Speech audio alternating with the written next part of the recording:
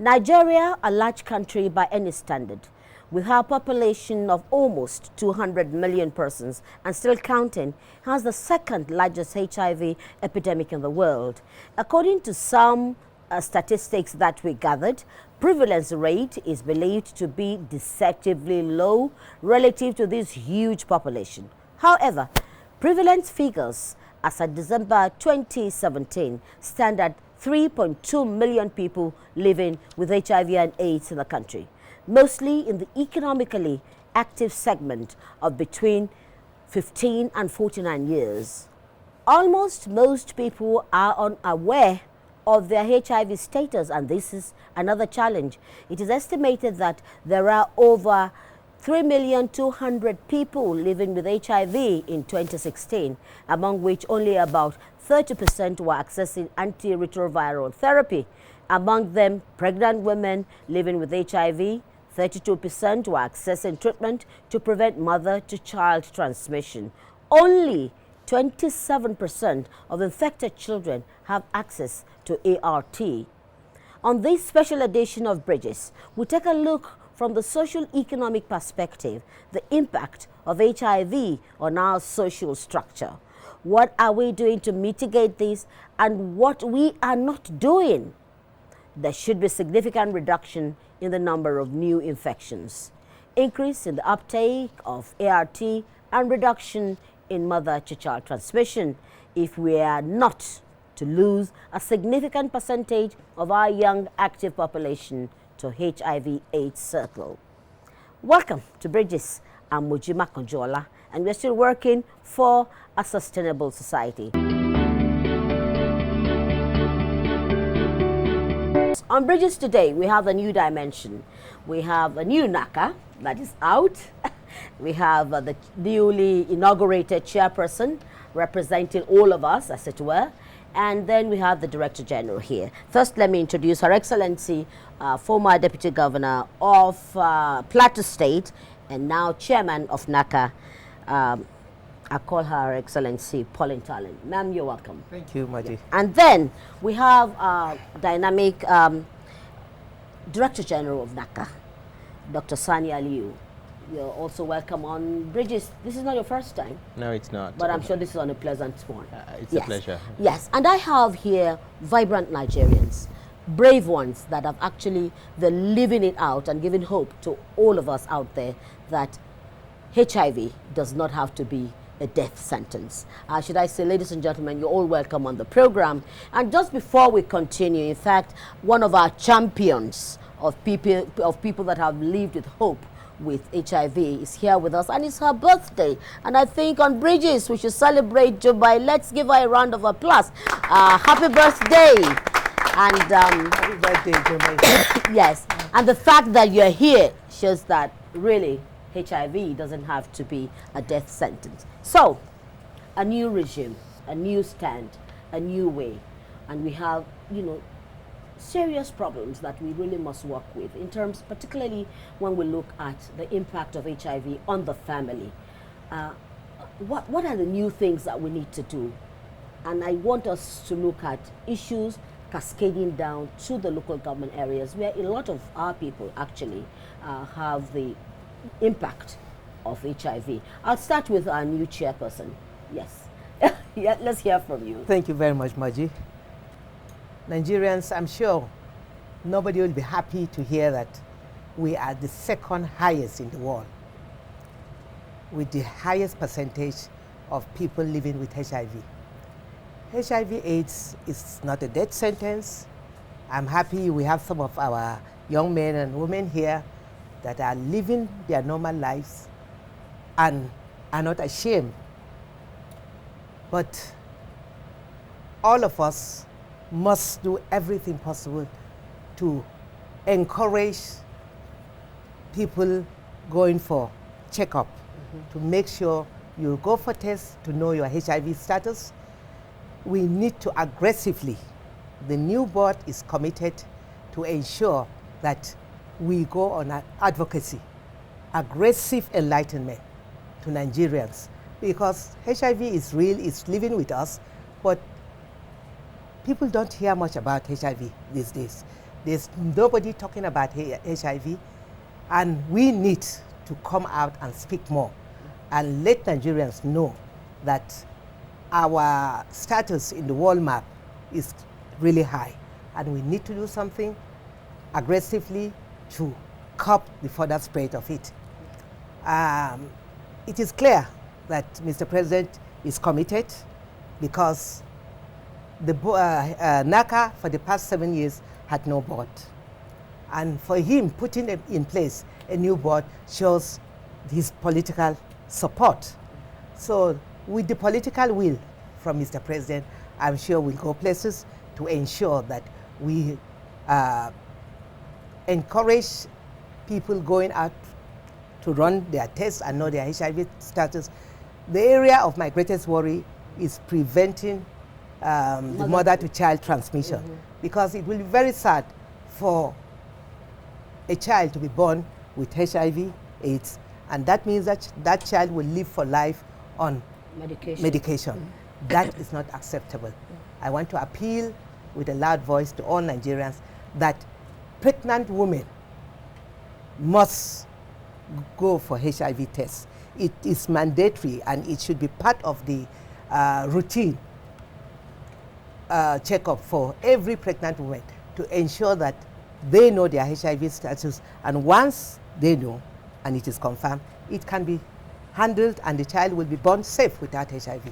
Right. So I pray that we'll have the cooperation of Nigerians to do all that we can to stop the further spread of HIV, and for those that are not on treatment now, our target is to extend beyond the number that have been confirmed, because I know that more than a lot of Nigerians are working with it without knowing, because they have not gone to run the test to confirm their HIV status. So we are appealing, we are begging Nigerians to please come out. There's nothing shameful about it. There's nothing, it's not a death sentence.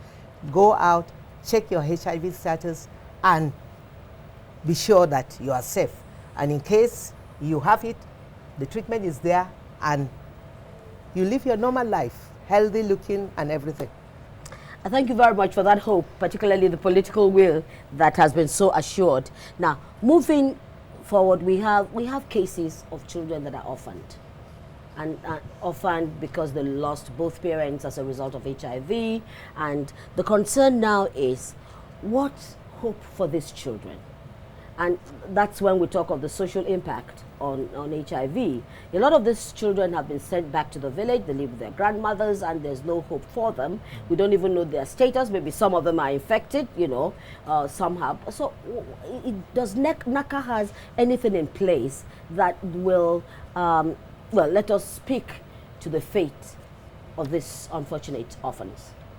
So you're quite right. HIV continues to have a significant social impact for a disease condition that affects a relatively low number of people population-wise. If you look internationally, the total number of people living with HIV is estimated to be about 32 million or so. So compared to the whole population of 6 billion, it's a relatively small number. But despite that, the social impact is significant because it affects parents, it affects children. You get transmission across the board. We do have a program, not only us, but also our partners, the US government and also Global Fund, called OVC. It's called Orphans and Vulnerable Children. And essentially what happens is funding is provided to non-governmental organizations to identify orphans, not necessarily orphans of parents that have had HIV, but orphans across the board, because it's really the risk, the fact that you don't have anybody looking after you, and you're just out there in the streets, etc., and therefore you become vulnerable to exploitation, sexual exploitation. But it continues to be a major issue for us, both in NACA as well as our partners. I know the US government, for instance, for this coming year, they're putting something like $30 million towards the OVC program that they have, which is quite a considerable amount of funds. In NACA, we do have a unit within NACA, which is part of our community care and prevention department, that deals specifically with issues relating relating to orphans and vulnerable children. And again, I would say HIV affects families, but it also affects the ability of families to generate income. If you are sick, you're not going to be able to go out and work. HIV affects the most productive part of the population, people between the ages of 15 to their early 40s. And these are the people that go out and get bread on the table. And therefore, tackling HIV is not only a health issue. HIV shouldn't be looked at purely from a health perspective, but rather from a development perspective for the country. We talk about GDP. If you have a GDP increase, for every 1% GDP increase, you have a similar percentage increase when it comes to life expectancy. Yes, so the treatment has been shown to significantly impact life expectancy. If you have HIV today and you're on treatment, your life expectancy will more or less normalize, provided you haven't been picked up at a very late stage of your illness. Therefore, essentially what we're looking at is having a critical number of people within the country, 3 million people living with HIV, but 3 million people that could potentially go on to treatment and could potentially contribute to the economy.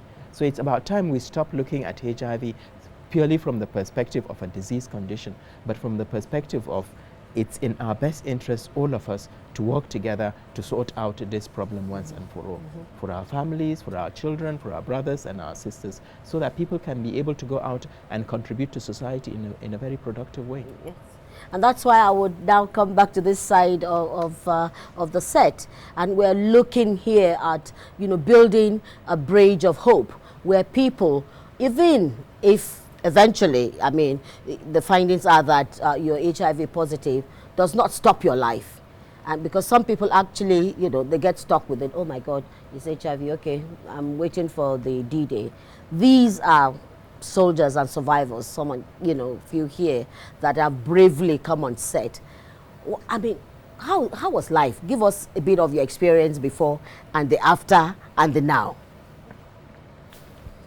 Yes, let's know you.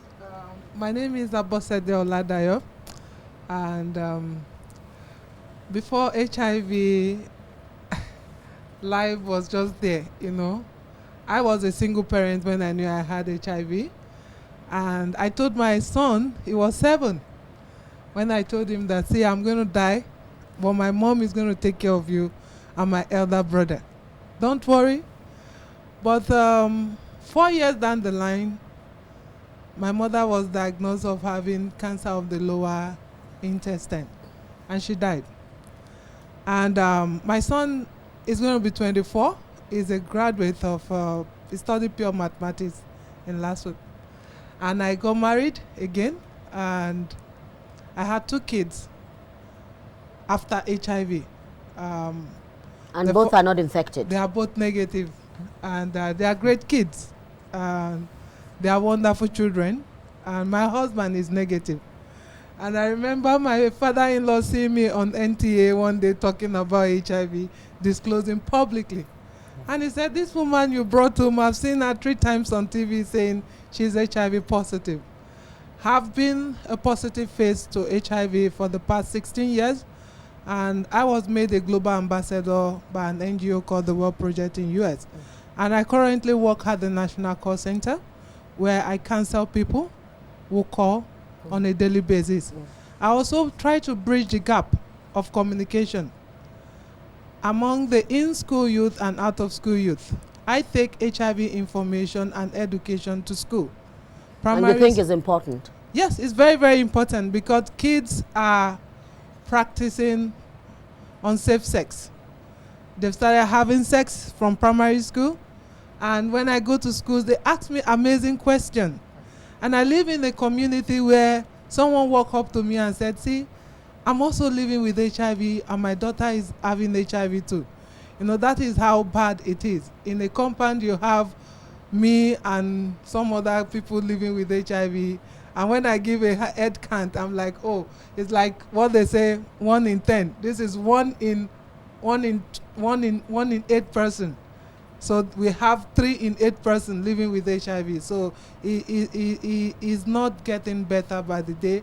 The information is not getting across to the community, the grassroots community.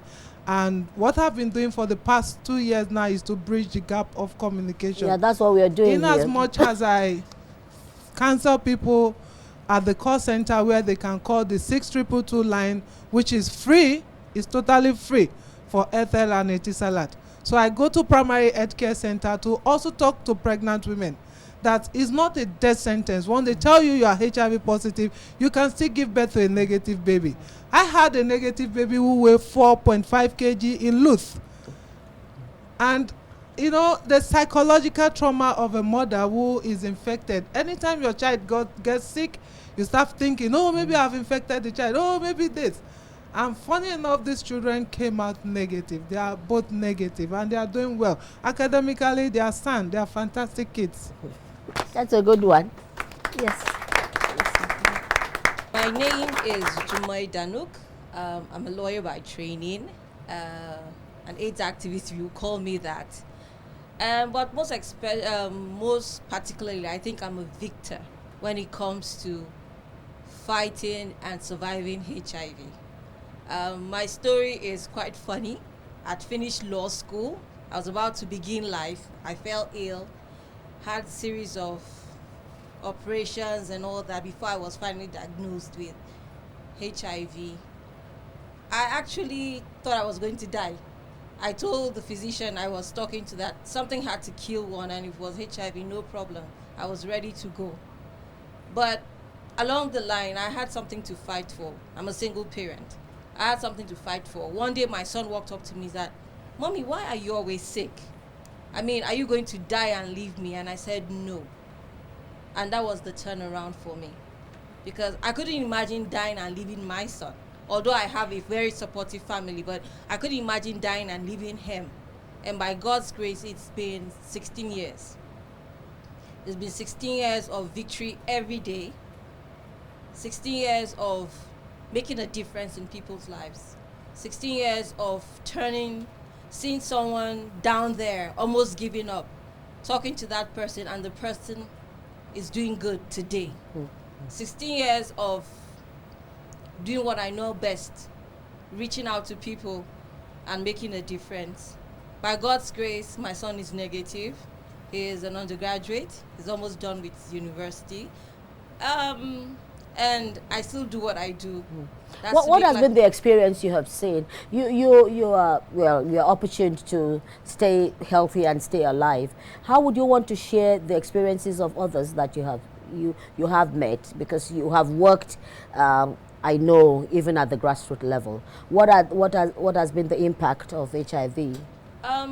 Back home, I did a lot of work back home. I'm from Plateau State, and I've worked very extensively in the southern part of Plateau State, and I've seen that it's not being infected with the virus that kills the people. It's the fact that they've lost hope. You know, there's no one there to hold their hand and say it's going to be okay. And there's no one to tell them that, okay, yes, you get on treatment. I'm going to give you some skills to move on with life. People have lost jobs because of their infections. Because of self-stigma, some people have resigned from their work. And they have no opportunity to learn new skills. I was fortunate. I went to school. I'm educated. But that uneducated woman in the village, when she's told she has HIV, she doesn't know what HIV is. All she knows that she's been told she's going to die. And so she gives up a hope. And for me, I go and tell them, hey, I've been living with this thing for over 16 years. I'm doing well. At a point in time, I was almost a 20 plus in size, but I had to work on my weight. And I tell them, if I can beat it, you can beat it. I become a beacon of hope. You know, keep telling them, you can do it, you can do it. You just need someone to hold your hand. Let me be that person to hold your hand. Let's walk this journey together. And by God's grace, I've been able to set up a cooperative of women who I have taught other skills apart from farming. And they're doing quite well. They're all women who are living with the virus. And they're earning their own monies. And they're looking good. And that makes me really proud. Yes. Thank you very much. I'm Victor Laurel Moshen, a project management expert. I'm a treatment advocate. I work with network of people living with HIV/AIDS in Nigeria as the national coordinator. For about 12 to 13 years now, I got to know my HIV status. And ever since then, I've lost about 5 members of my family. I wouldn't say they died as a result of lack of access to treatment, but I would say ignorance, self-stigma, and fear of the unknown. So I decided to be open about my status so I can help a lot of young people, adolescents, and other people generally in the populations who are scared of getting to know their status and fighting stigma.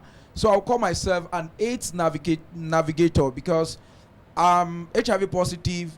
That doesn't mean I have AIDS and I'm never going to get AIDS, because I'm actually assessing treatment and I'm doing very well on my treatment. And the most beautiful thing about it is my wife is HIV negative and my kids are HIV negative. And I think it's really sent a lot of message to the general population when I'm able to give a voice and give the face so that people can have their hope rekindled and they can actually get the confidence to say that it's something we can live with, you know.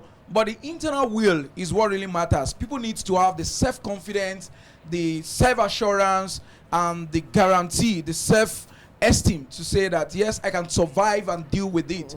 And I think it's very important for every Nigerian. It's not a death sentence. And with the National Court Center 6222, which is a wonderful information line where people can call with all their lines. It's free, toll free. You can call to ask questions about how can I get tested, where can I go get tested, where can I get treatment access if I'm HIV positive. And of course, the treatment for people with HIV is free. So it's actually free for a long time, and up to now it's free. So I think I will also join my the voice to what the chair of NACA have said, that all women in Nigeria should be encouraged to get tested, whether you're pregnant or not, whether you want to get married or not. Everybody should get to know their status, because that's the entry point for you to have access to HIV medications. Thank you very much. Yes. My name is Kingsley Esomono. I work with the National Agency for Control of AIDS as an Assistant Chief Program Officer, Community Prevention and Care Services. Is it difficult convincing Nigerians to know their status? Is it a problem? It's not difficult, but it's the will to take up the So test. it's a challenge that we must address. Yes. People voluntarily coming up to say, I'm going for the test. It's the fear of the unknown that makes people not. The fear of the unknown. Let's get the field experience. Yeah, my name is Kemi Yusufu, and I reported health for almost 10 years, and I run an online medium now.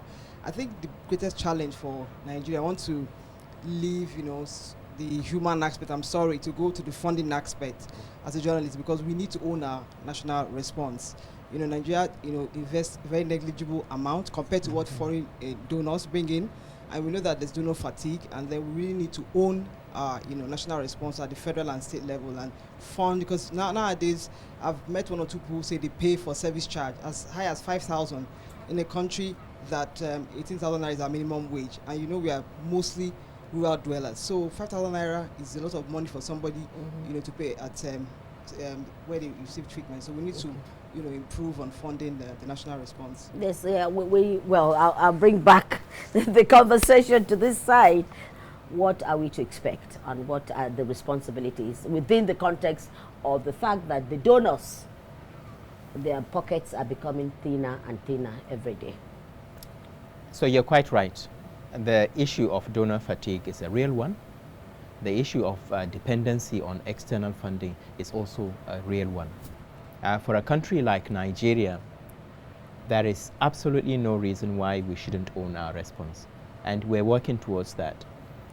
We've had a meeting on 2 occasions with, where we presented to the National Economic Council. In fact, the second time we just wrote to them and said we wanted to remind them about what the governors agreed, and we were told no, come physically and represent again, because that message needs to continue to go out.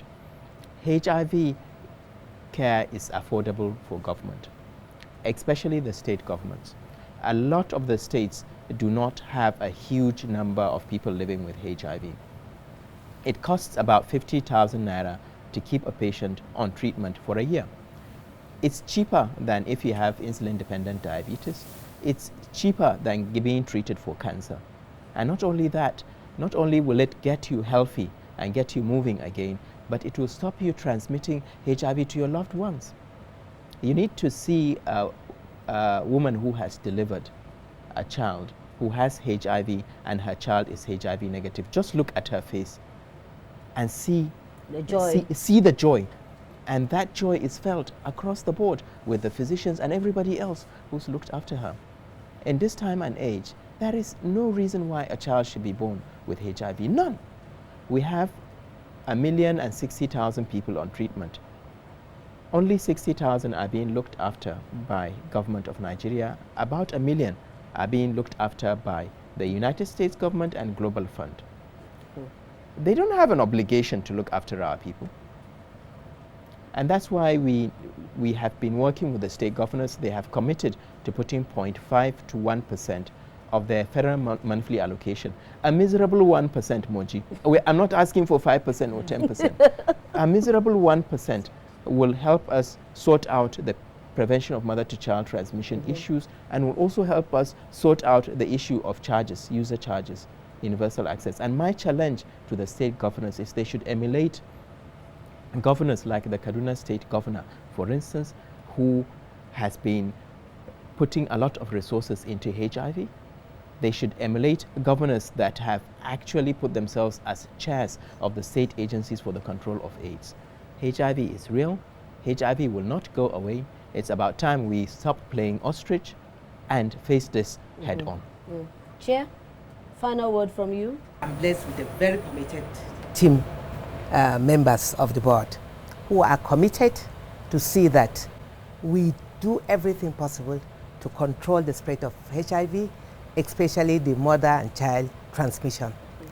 I also want to appeal to the National Assembly, and knowing the commitment of the leadership of both the upper and lower house, I am sure when we reach out to appeal to them, they will give us the necessary backing so that Nigeria will have its national response, and then a step further to check and treat all those affected with HIV free.